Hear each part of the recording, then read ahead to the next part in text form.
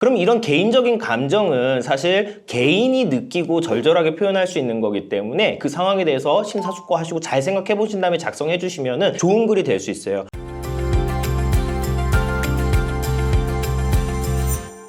안녕하세요. 개인회생 길잡이 김운찬 변호사입니다. 오늘 개인회생 진행하시면서 필수적으로 제출하는 서류 중에 진술서가 있어요. 진술서 제일 마지막에 보게 되면은 채무가 증대된 경위랑 개인회생을 진행하는 이유에 대해서 서술하는 란이 있거든요. 이 부분을 사실 잘 작성을 해야지 금지명령도 잘 나오고 개인회생 진행도 수월하게 잘 될 수가 있습니다. 근데 이제 많은 분들이 이제 글을 쓰다 보니까 어떻게 써야 될지 잘 모르겠어요. 어디서부터 시작해야 될지 모르겠어요. 이렇게 질문을 주시는데 사실 너무 크게 부담감 가지실 필요 없이 작성하시면 되는데요. 오늘 어떻게 하면은 이 진술서 잘 작성할 수 있는지에 대해서 한번 설명드려보는 시간 가져보도록 하겠습니다. 첫 번째로는요, 좋은 글은 사실 이해하기 쉽고 간명한 글이 좋은 글이거든요. 그러니까 아무리 내가 공을 들여서 쓰더라도 상대방이 읽었을 때 이게 무슨 소리지? 라고 하면은 그 글은 좋은 글이 아니에요. 그러면은 이제 좋은 글이 되기 위해서는 일단은 명확해야 되고 시간 순서대로 쓰는 게 가장 유리합니다. 그래서 채무자분들께서 진술서 쓰실 때는요, 내가 대출을 계속 받으면서 채무가 경제적 상황이 악화되는 그런 스토리를 시간 순서대로 서술을 하시는 게 중요하고요. 이걸 작성하실 때 사실 너무 감정적인 그런 내용들을 넣게 되면 오히려 읽는 사람 입장에서는 무슨 말을 하고자 하는지에 대해서 잘 이해를 못할 수가 있어요. 그래서 이 부분에 대해서 좀 한번 팁을 드리자면요, 작성하시는데 좀 어려움이 있으시다면 목차를 잡아서 서술을 하시는 것도 굉장히 좋은 방법이에요. 그래서 첫 번째로는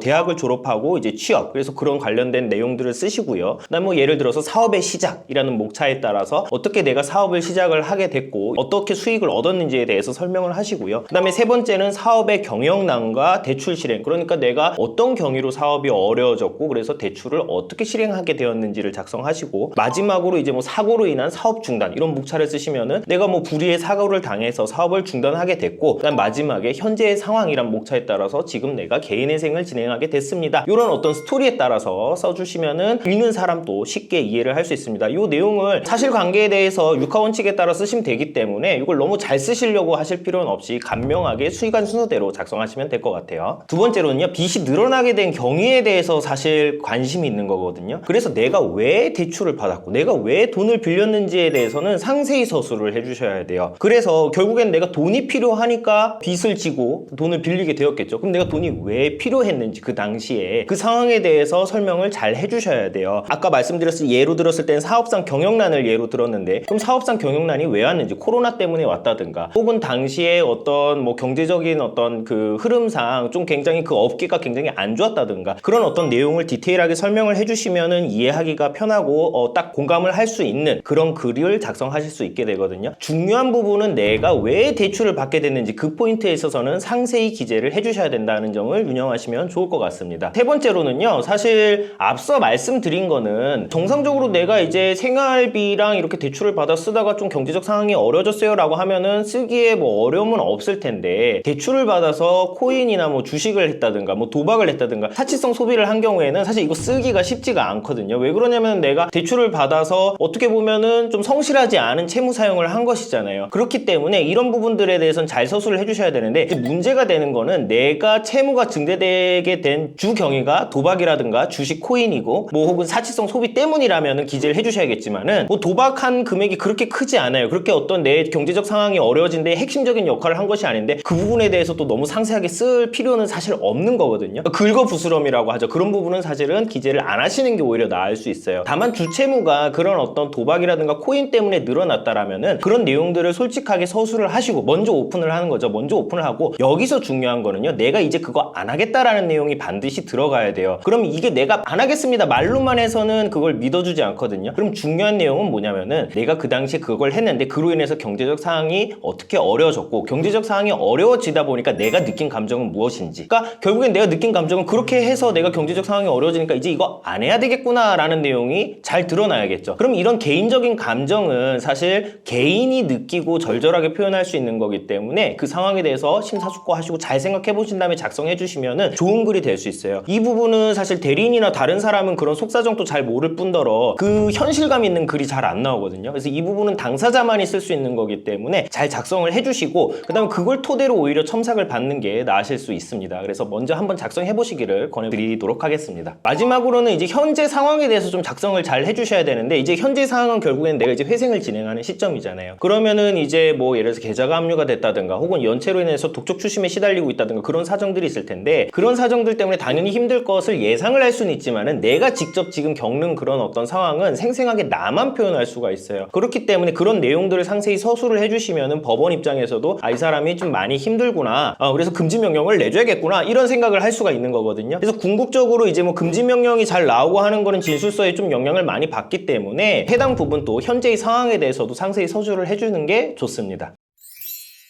제가 앞서서도 말씀드렸지만 경험상 채무자가 공들여서 쓴 진술서는요, 그 내용이 사실은 전문가가 쓴 것보다는 다소 좀 어색할 수도 있고 주소로움도 좀 안 맞을 수는 있겠지만 그래도 그 채무자가 느끼는 감정이 고스란히 잘 전달이 됩니다. 그렇기 때문에 일단 요거를 공을 들여서 내가 일단 쓴다라는 생각으로 일단 먼저 한번 써보세요. 먼저 한번 써보시고 난 이후에 그 쓴 글을 가지고선 대리인 사무실에서 적절히 이런 부분들은 이렇게 하는 게 좋겠습니다라고 의견을 드리는 게 사실 가장 좋은 진술서 작성 방법이고요. 관련해서 궁금하신 점 있으시면 언제든지 편하게 문의 부탁드리겠습니다. 오늘 영상 여기까지입니다. 감사합니다.